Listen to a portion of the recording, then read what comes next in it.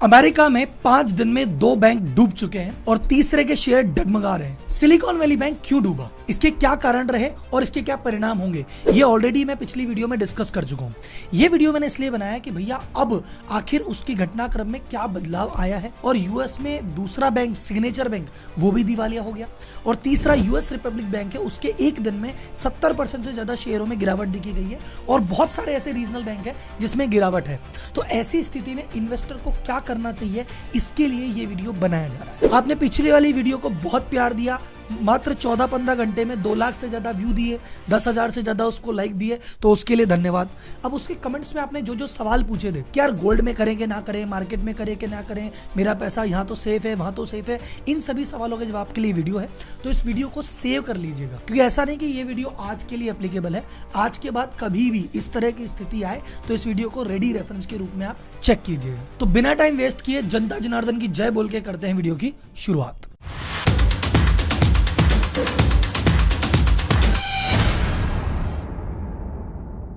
Silicon valley bank क्यों डूबा था, ये आपको पता है कि भैया लिक्विडिटी का इशू था, वहां पे बैंक रन हो गया, जनता पैसे मांगने भाग पड़ी और उस समय पैसा उनके पास था नहीं, तो बेचारे क्या करते, तो बैंक को बैंकरप्ट होना पड़ा। सबसे बड़ा कंसर्न क्या है कि सिलिकॉन वैली में जिसके पैसे पड़े हैं वो उसको निकाल नहीं पा रही है। लेकिन ये वाली प्रॉब्लम आज नहीं तो कल सॉल्व हो जाएगी, क्योंकि यूएस गवर्नमेंट इनके बचाव में आ चुकी है। सिलिकॉन वैली बैंक में क्या दिक्कत हुई, मैं आपको बता दिया था कि वो स्टार्टअप्स का पैसा ज्यादा रखती थी और स्टार्टअप भैया पैसा निकालने पे उतारू हो गए और उनके पास व्यवस्था थी नहीं, लिक्विडिटी क्राइसिस है, तो भैया बंद हो गया। अब सिग्नेचर बैंक में क्या हुआ, सिग्नेचर बैंक में भी लगभग सेम चीज हुई, वहां पे क्रिप्टो वाले अपना पैसा ज्यादा रखते थे। अब क्रिप्टो क्या, एक बैंक को दिक्कत आ गई, इधर क्रिप्टो का बैंक रन हो गया, तो इधर क्रिप्टो वाले निकालने भागे, वहां पे भी पैसे कम हो गए, तो वो बैंक भी बंद हो गया। तो दोनों बैंकों में अगर एक कॉमन चीज देखो तो इसकी वजह से इन जनरल पब्लिक को नुकसान ज्यादा नहीं है। पहले वाले बैंक में सिर्फ स्टार्टअप की दिक्कत आई, सेकंड वाले बैंक में क्रिप्टो वालों को दिक्कत आई। अब दिक्कत है कि भैया एक तीसरा बैंक है फर्स्ट रिपब्लिक बैंक, उसके भी शेयर 70% से ज्यादा नीचे गिर गए। अच्छा, वो बेचारा कह रहा है, बार बार चिल्ला चिल्ला कह रहा है कि भैया मेरे पास 70 बिलियन पड़ा है, कोई आ जाएगा मेरे पास पैसे लेने तो मैं दे दूंगा, कोई टेंशन नहीं है। जेपी मॉर्गन ने उसको दे दी है लाइन की भैया कोई दिक्कत हो तो हमसे पैसे मांग लियो, यूएस गवर्नमेंट ने कह दिया कोई दिक्कत हो तो हमसे पैसे मांग लियो, और वो कह रहा है 70 पड़े हैं। लेकिन फिर भी जनता नहीं मान रही, जनता डरी हुई है, उसको लग रहा भैया न जाने क्या होगा, ये भी छोटा बैंक है, 2 छोटे बैंक चलते ये भी निमट जाएगा, तो उसके चक्कर में इसके शेयर डाउन होते जा रहे हैं। हो सकता है आज नहीं तो कल ये चीज रिकवर कर जाए, लेकिन अभी तो इसकी स्थिति डावाडोल है। और ना सिर्फ फर्स्ट रिपब्लिक, ऐसे बहुत सारे रीजनल बैंक है जिनमें इस तरह की अकस्मात स्थिति बनी हुई है, कोई 40% डाउन, कोई 50% डाउन, कोई 30% डाउन, यही चल रहा है। तो भैया अभी जो क्राइसिस है इसमें 2 चीजें होगी, एक तो शॉर्ट टर्म सोल्यूशन अभी मिल गया है, लेकिन लॉन्ग टर्म में थोड़ी सी दिक्कत होने वाली है, समझते हैं कैसे। शॉर्ट टर्म में जो सिलिकॉन वैली बैंक है जो स्टार्टअप के चक्कर में बर्बाद हुआ, जिसकी वजह से सारी चीजें हुई, इसको एचएसबीसी बैंक ने, जो कि बहुत बड़ा बैंक है, एक बॉन्ड में खरीद लिया है। और जब एचएसबीसी ने खरीद के इसको मर्ज कर लिया है तो पूरी संभावना है कि जल्दी से जल्दी जो इन्वेस्टर का पैसा है, डिपॉजिटर का पैसा है, वो वापस मिल जाएगा। ऊपर से यूएस गवर्नमेंट की छवि पे बात आ गई, भाई साहब इलेक्शन होने वाले हैं, उनको डर लग रहा है भैया जनता नाराज ना हो जाए, तो यूएस गवर्नमेंट अपने फुल फोर्स से आ गई। उन्होंने कहा आप टेंशन मत लो, जितने भी सिलिकॉन वैली बैंक हो चाहे सिग्नेचर बैंक हो, जिस भी डिपॉजिटर का पैसा खाते में पड़ा है निकाल के दिया जाएगा।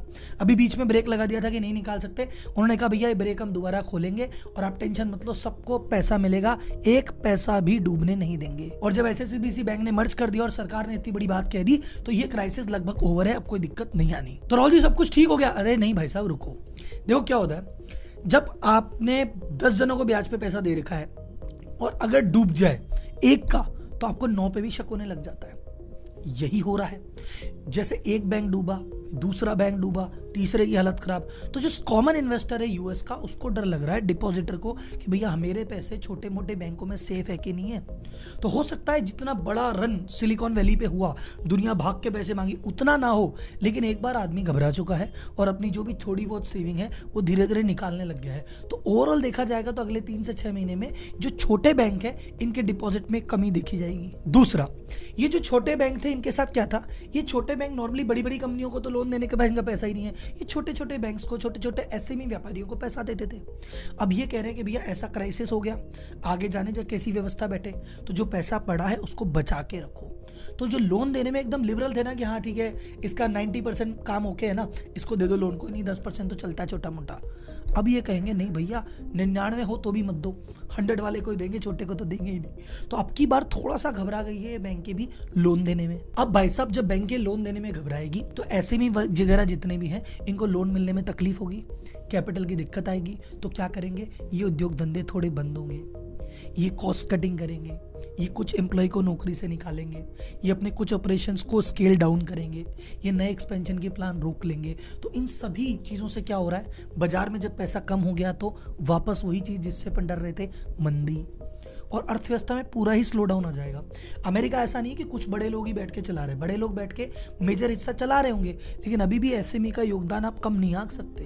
तो अगर वहाँ पे एसएमई को फंड की दिक्कत हो गई, जैसे आप बोलो कि इंडिया की जो बड़ी कंपनीज है, अंबानी, अडानी, सी, ये सब कमाए, पर छोटा व्यापारी की हालत खराब होगी ना, तो भैया पता पड़ जाएगा पूरे देश को अर्थव्यवस्था का क्या हाल है। तो आने वाले समय में सबसे बड़ी दिक्कत क्या है कि जब बैंक में डिपॉजिट इधर कम होंगे, इधर वो लोन कम करेंगे, तो अर्थव्यवस्था में पैसे का प्रवाह कम हो जाएगा और मंदी आएगी। यूएस में तो पहली मंदी का चल रहा है और उसकी मंदी हमारे यहाँ पे एक्सपोर्ट होके आनी है, कुछ भी कर लो। तो हमारे पे मंदी आने वाली है, इस बात को आज आप लिख लो, इस वीडियो को सेव कर लो। अब एक आपके सवाल थे बहुत सारे पिछले वीडियो में से, वो मैं आपको बता दूं।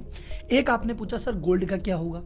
गोल्ड को कहते हैं गॉड्स करेंसी, ये होती है ईश्वर की करेंसी, और ये क्राइसिस करेंसी में बोलता हूं इसको कि ये आपदा के समय में काम आती है। तो जिस दिन ऐसा होता है ना कि सब कुछ बर्बाद हो गया, तब गोल्ड बचाता है।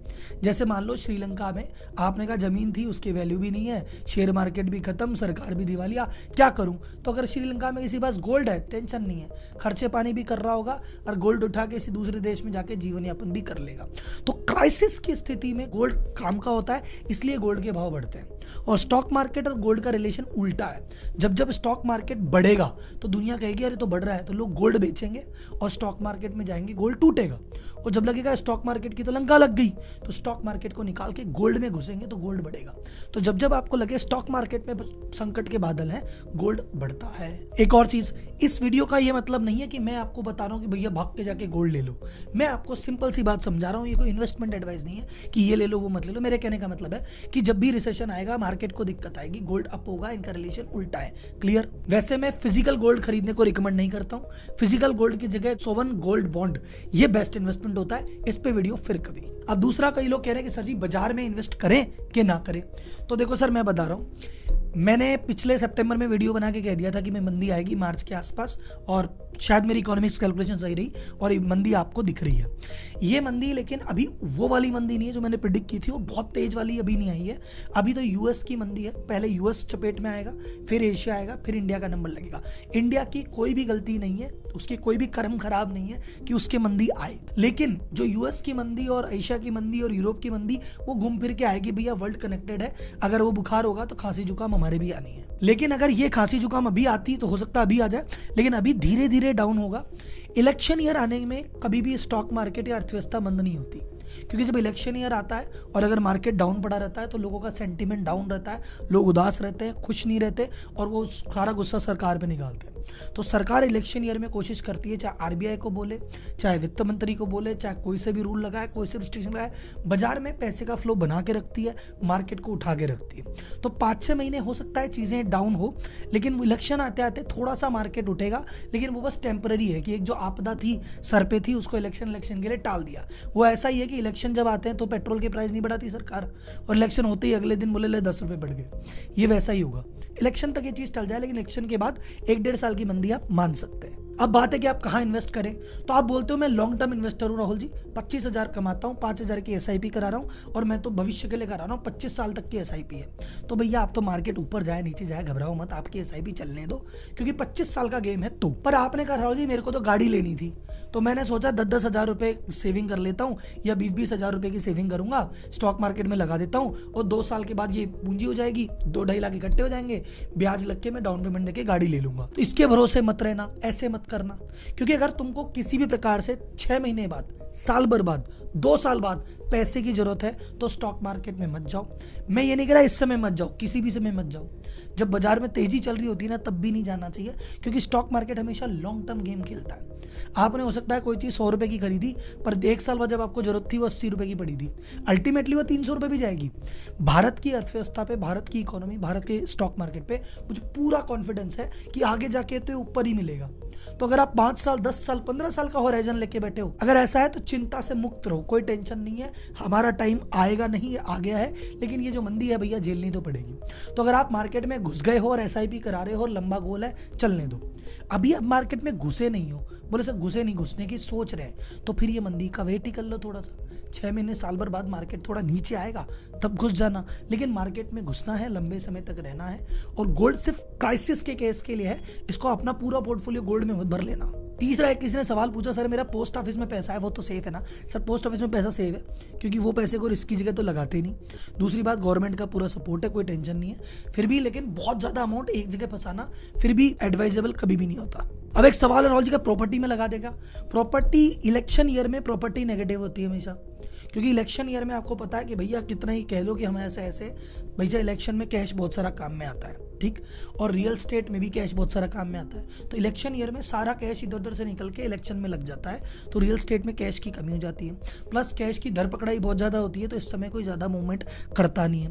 प्लस कोई बिल्डर नया प्रोजेक्ट लाने में क्यों डलता है कि इस सरकार से अप्रूवल ली, इस सरकार से सब कुछ काम करा लिया और नई सरकार ने आके अप्रूवल कैंसिल कर दी, तो सरकार इलेक्शन के टाइम वेट करता है कि नई सरकार आ जाने तो फिर डिसाइड करेंगे। तो अभी बहुत ज़्यादा नए प्रोजेक्ट भी नहीं आएंगे, बहुत ज़्यादा मार्केट में कैश भी नहीं है, बहुत ज़्यादा लिक्विडिटी भी नहीं। हाँ, आपको इस मंदी के कारण कुछ अच्छे सौदे मिल सकते हैं कि 1 करोड़ का बढ़िया था, किसी को मंदी में फंस गया, बेचारा अटक गया, तो 1 करोड़ की चीज़ 60-70 लाख में है, तो अगर आपके पास वो कैश बैठा है तो उसमें काम में आप ले सकते हैं। लेकिन ओवरऑल पॉजिटिव की बात करोगे, अगले 2-3 साल तक पॉजिटिव नहीं दिखता है। अब एक सवाल, राहुल जी बिजनेस कोच हो, आप बताओ धंधा नया चालू करें कि ना करें? या राहुल जी धंधा तो चल रहा है, इसको एक्सपेंड करें ना करें? सर देखो, जब भी मंदी आती है, ऐसा नहीं कि हर सेक्टर में एक तरह से प्रहार कर दिया। आप बोलते हो मेरी किराने की दुकान है, 1 या 2 खोल लूँगा, खोल लो, किराने की दुकान कहाँ जाएगी? मेडिकल तो जाएगा, या मेडिकल कहाँ जाएगा, है ना? लेकिन आपने कहा सर मेरा तो ब्रांडेड परफ्यूम का काम है, लग्जरी आइटम है, तो लग्जरी आइटम भैया मंदी में कोई नहीं लेता, तो एक्सपेंशन के टाइम पे आप रुक सकते हो। लेकिन वो है कि लग्जरी आइटम आपका इतना लग्जरी है, मेरा तो परफ्यूम आता है 30,000 का, तो वो तो 30,000 का परफ्यूम जो लेने वाला आदमी है उसका तो मंदी भी कुछ नहीं उखाड़ सकती। लंबोर्गिनी के लिए मंदी नहीं है, क्योंकि जो लंबोर्गिनी 3 करोड़ की गाड़ी ले रहा है वो मंदी 2-5% पॉइंट ऊपर नीचे थोड़ी देता है। तो आप सुपर लग्जरी में हो तो भी मंदे आपके काम के नहीं, रोजमर्रा के काम में हो तो भी मंदे आपके काम के नहीं। आप ऐसे काम में हो जहां पे पैसे से माल बढ़ता है, पैसा कम होता है तो रुक जाता है, तो उस चीज को आप थोड़ा सा देख दाख के एक्सपेंड करना। अब बोले राहुल जी आप कह रहे हो प्रॉपर्टी ठीक नहीं है, स्टॉक मार्केट ठीक नहीं है, ये ठीक नहीं है, तो हम करें तो करें क्या? तो मेरे हिसाब से वेट एंड वॉच। आपके पास जो पैसा आपने कमाया है उस पैसे को बचाइए, अपने हाथ में रखिए, हार्ड कैश रखिए, आपको काम आएगा। आप बोले राहुल जी हमारे कैश पे रिटर्न नहीं आता, सर FD करा देंगे, FD में रिटर्न नहीं आता। मैं जानता हूं FD में रिटर्न नहीं आएगा, इन्फ्लेशन बीट नहीं होगा, कैश तो पड़ा रखना वैसे ही बेवकूफ़ी है, लेकिन ऐसी जगह जहां 100 रुपये लगाओ, मैं कह रहा हूं 100 रुपये लगाओगे, 15 रुपये के चक्कर में 15 माइनस ना चले जाए, बस मैं ये कह रहा हूँ। बाकी अगेन ये इन्वेस्टमेंट एडवाइस नहीं है, ये वो चीज़ें हैं जो मैंने महसूस की और जो मेरी पेड कंसल्टेंसी में मेरे कुछ क्लाइंट्स को बताता हूँ, और जो चीज़ें मैं खुद पर्सनली यूज़ ले रहा हूँ। आप मेरे यूज़र हो, सब्सक्राइबर हो, इन चीज़ों को बेस मान के चलो कि राहुल जी ने जो कहा है बेस है। इसके बाद अपनी रिसर्च और चालू करो, 4 लोगों से पूछो, 4 लोगों से समझो, अपनी चीज़ें लिखो और फिर डिसीजन लेना। और आपका कोई सवाल हो तो मुझे कमेंट बॉक्स में बताइए। तब तक के लिए धन्यवाद, जय हिंद।